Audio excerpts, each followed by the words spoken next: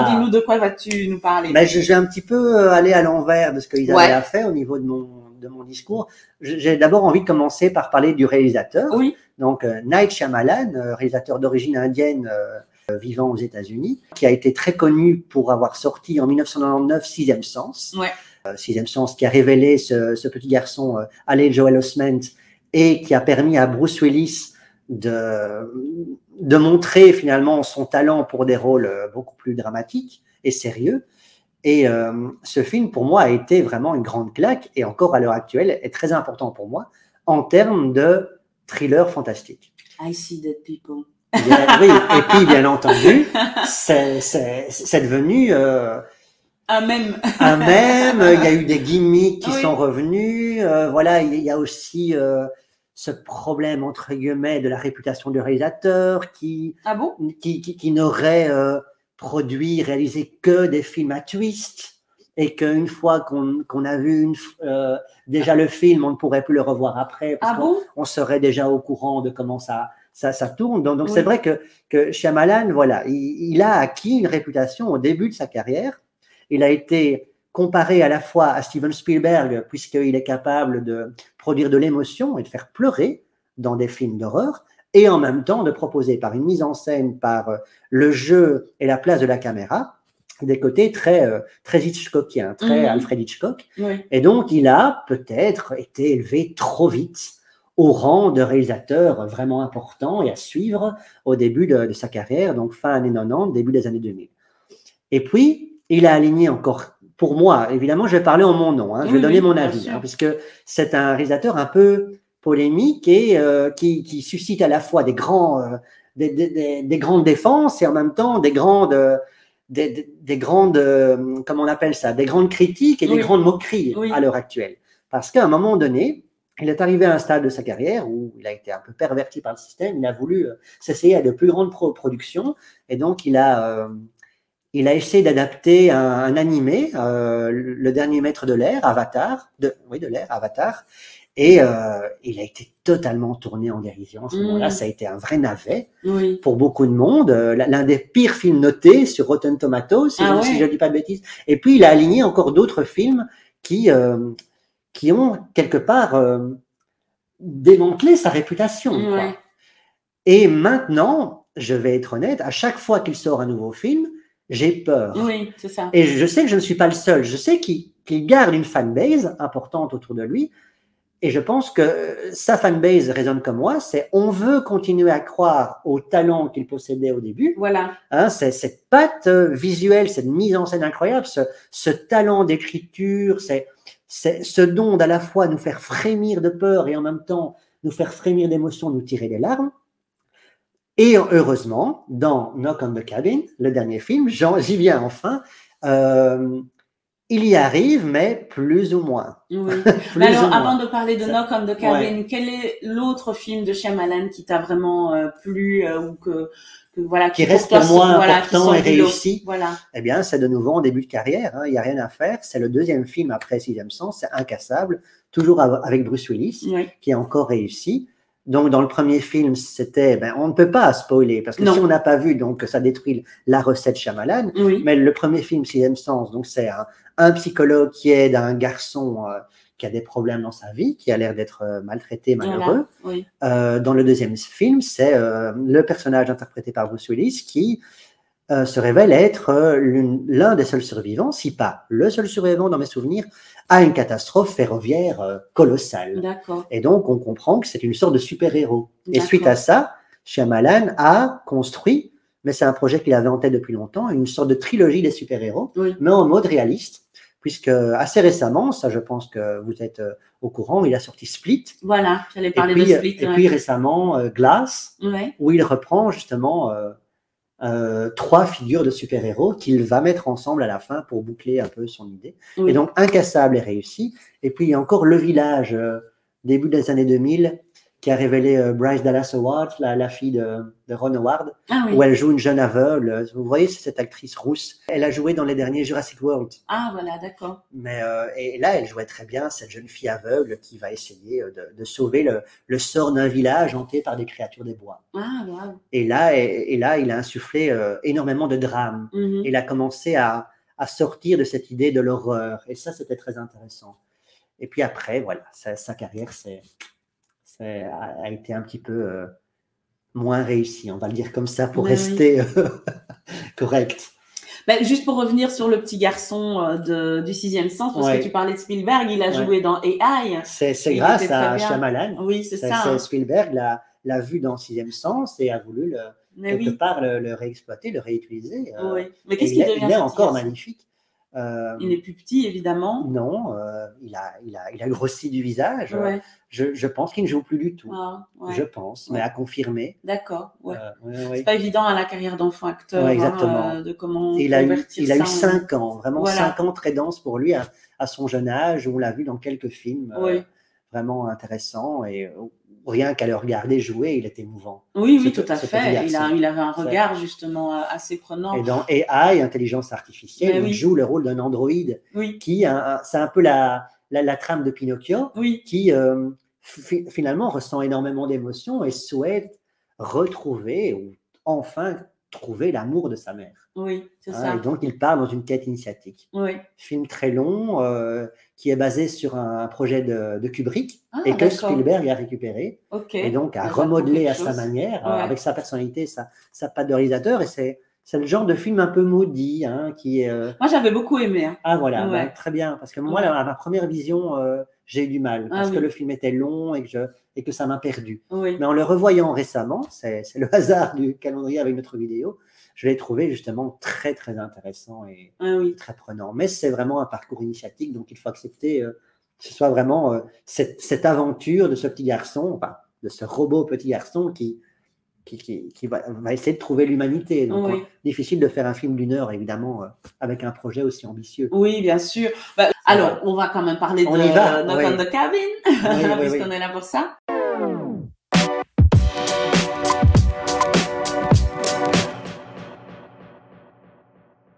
Mais étrangement, il n'y a pas grand-chose à en dire. Alors, ne le prenez pas mal, mais c'est un film à nouveau qui est largement basé sur un concept, pas un twist final cette fois-ci, mais un concept important. On peut déjà le comprendre et le connaître si on a vu plusieurs fois la bande-annonce et qu'on a lu des choses dessus, mais moi, j'ai envie de faire le pari de presque rien vous dire dessus. Donc, ou alors on dit aux gens que s'ils n'ont pas vu, ils arrêtent la vidéo là, et que ceux qui l'ont vu, tu peux expliquer des choses. Un petit peu. Donc voilà, vous êtes prévenus. Spoiler alert. Je vais quand même oui, un petit peu. Ok.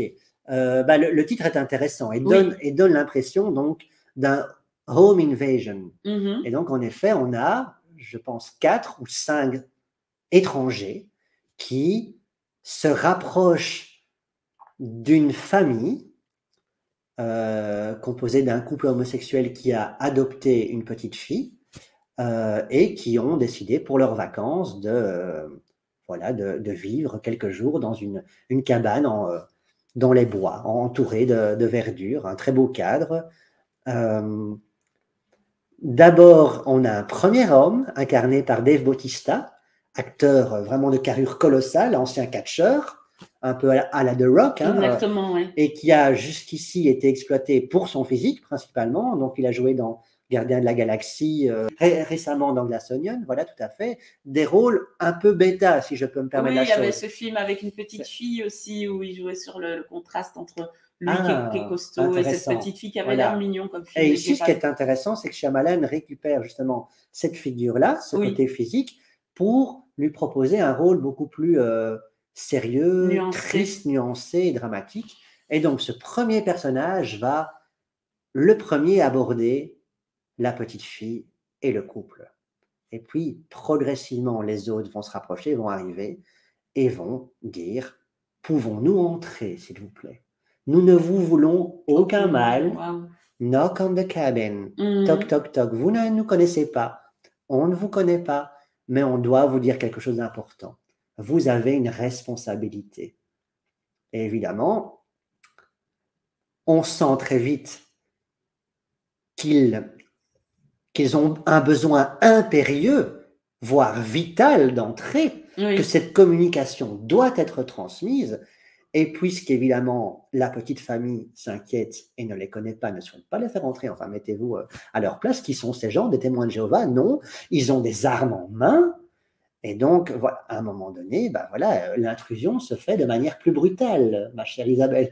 Mais voilà, et puis, on le voit dans la bande-annonce, ils rentrent assez rapidement et ils ont un message apocalyptique à faire passer.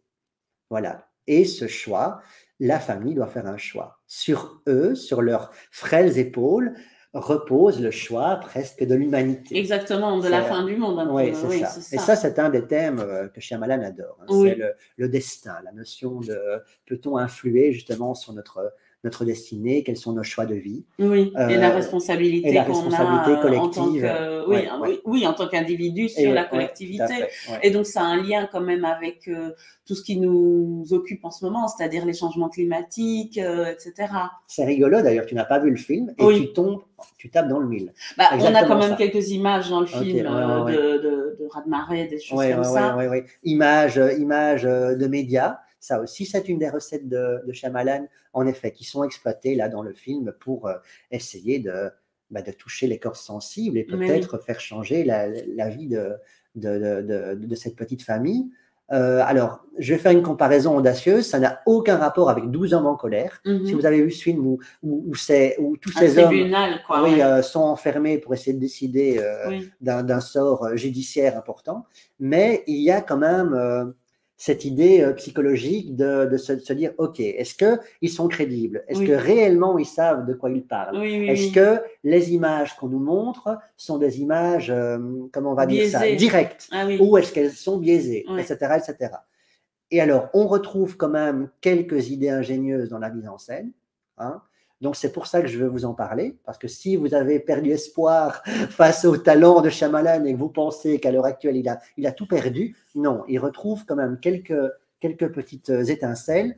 Voilà, je reste sceptique quand même au niveau de l'ensemble, mais pour moi, le film n'est pas raté.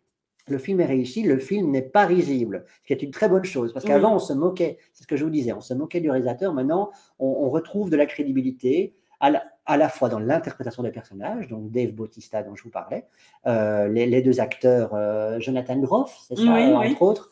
Et Rupert Grint, tu m'as dit? Rupert Grint, donc ça c'est quand même incroyable, les fans d'Harry Potter.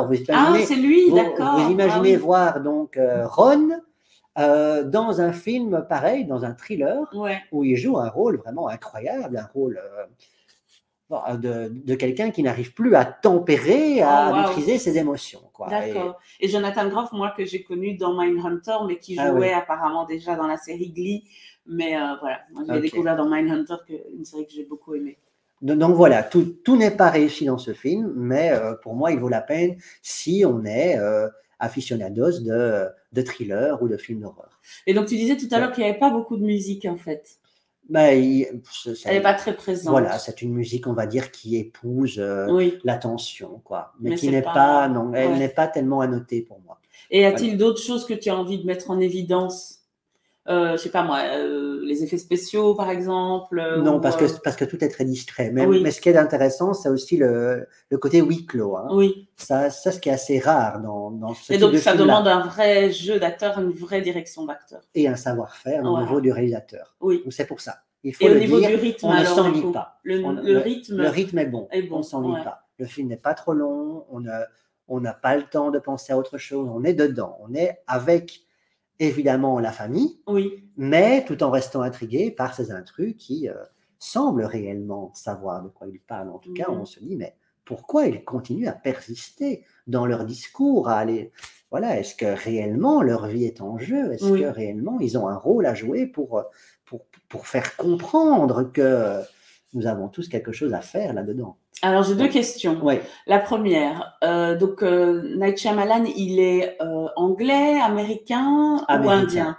Il est américain d'origine indienne. Voilà. Alors, donc, j'ai l'impression que dans aucun de ses films, il ne fait intervenir sa culture indienne. Est-ce que je me trompe? Tu as raison, étrangement. Tu as raison. Est-ce que tu sais pourquoi? Non, Okay. je me suis déjà posé la question. Okay. Et il se peut qu'il y ait des rôles secondaires, voire encore plus, oh là là, là je Des trouve pas silhouettes ou l'adjectif. des figurants. Oui, c'est ça, Ouais. des figurants éventuellement. Donc je ne dis pas qu'il n'y a aucun Indien, il doit y en avoir. Mais en tout cas, c'est Mais, pas quelque chose. et lui joue, hein, un peu à Voilà. la Hitchcock, il a des Voilà. petites apparitions, mais il n'utilise pas sa culture indienne pour l'injecter dans ses films. D'accord, ok. Donc ça, c'est Ouais. la première question.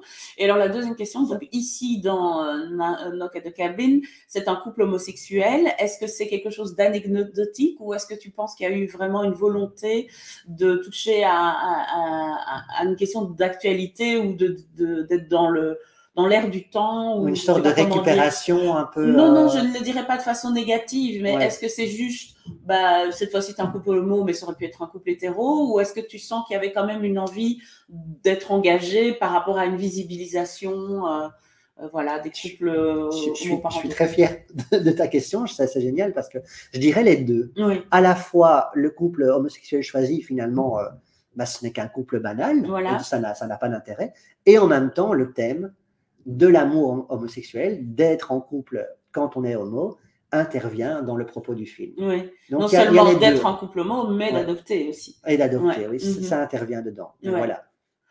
On ne peut pas en dire plus, mais ça intervient dedans. Ben oui, moi je trouve ça important d'en parler. Oui. Voilà, il y a plein de petits thèmes qui ne sont malheureusement pas abordés en profondeur, mais il y a quand même une sous-couche intéressante, au-delà du thriller. Oui. Ça, il faut se le dire. Mais oui. Voilà. Parce que tu recommandes aux gens de le voir ou pas finalement? C'est plutôt à ceux qui soit qui connaissent déjà Shyamalan et qui ont envie de lui donner une nouvelle chance, ils ne vont pas être déçus, ils vont être contents. Oui. Soit ceux de manière générale qui sont amateurs de films à frisson, à tension, voilà. Alors, vous n'aurez pas peur, il n'y a pas de jump scare, hein, mais il y a un travail psychologique. Donc, voilà, de ce point de vue-là, c'est intéressant. Maintenant, ceux qui ne sont pas habitués à ce type de film, qui ne raffolent pas ce genre de film, je pense qu'ils n'aimeront pas, donc soyons honnêtes. Oui, donc ils peuvent aller voir Divertimento. À la place. C'est tout avec quel grand écart. Mais en effet.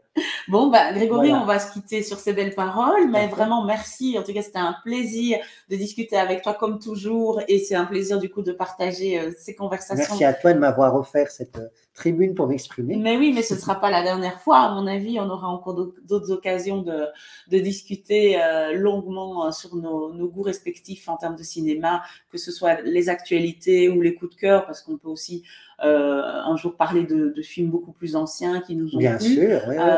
avec grand plaisir. Ou par exemple, là, qui me vient à l'esprit, on pourrait parler de films qui ont été l'objet de remake, ça pourrait être intéressant aussi. Ou on peut faire un billet rien que sur E.T. Parce que j'adore aussi E.T. Ah ben voilà. L'un de tes films fondateurs. Exactement, c'est le mot, c'est un film fondateur. Bon, bah très bien, Grégory. Ben encore merci et à très bientôt.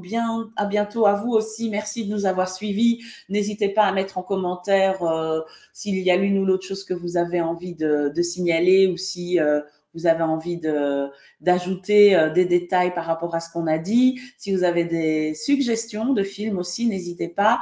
Partagez, likez, commentez, abonnez-vous à la chaîne évidemment et on se retrouve bientôt pour une prochaine vidéo. Passez une bonne journée. Au revoir. Au revoir, merci beaucoup.